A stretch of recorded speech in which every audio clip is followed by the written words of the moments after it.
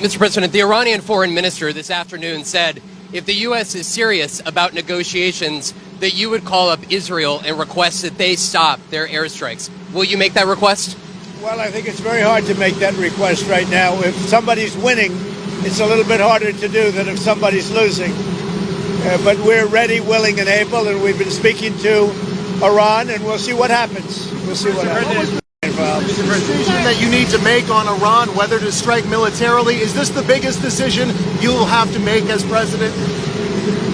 Well, I can't tell you that. I have to see what happens. I can't, really say that. It depends what the decision is. But I wouldn't really be able to tell you that now. I'll tell you in about a year from now, maybe 5 years or 10 years from now.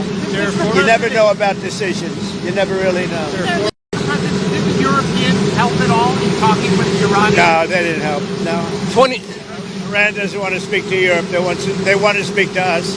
Europe is not going to be able to help in this one. 20 years ago, you were skeptical of a Republican administration that attacked a Middle East country on the idea of questionable intelligence of weapons of mass destruction. How is this moment different with Iran? Well, there were no weapons of mass destruction. I never thought there were.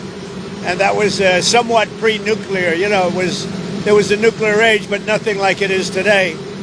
And it looked like I'm right about the material that they've gathered already. It's a tremendous amount of material. And I think within a matter of weeks, or certainly within a matter of months. Sir, would you support a ceasefire while the negotiations happen? I might, depending on the circumstances. Would you? It's very hard to stop. I will say this.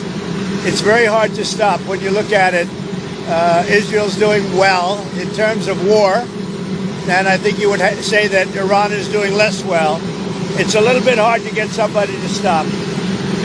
They're sitting on the top of one of the largest piles of oil in the world. I just don't know why they need that for civilian work. It's one thing for certain countries to say, hey, I want to have a certain amount where I can go nuclear a little bit because we need it for electricity, we need it for air conditioners, etc. But when you're sitting on one of the largest oil piles anywhere in the world, it's a little bit hard to see why you need that. Yeah. Thank you, everybody. Thank you.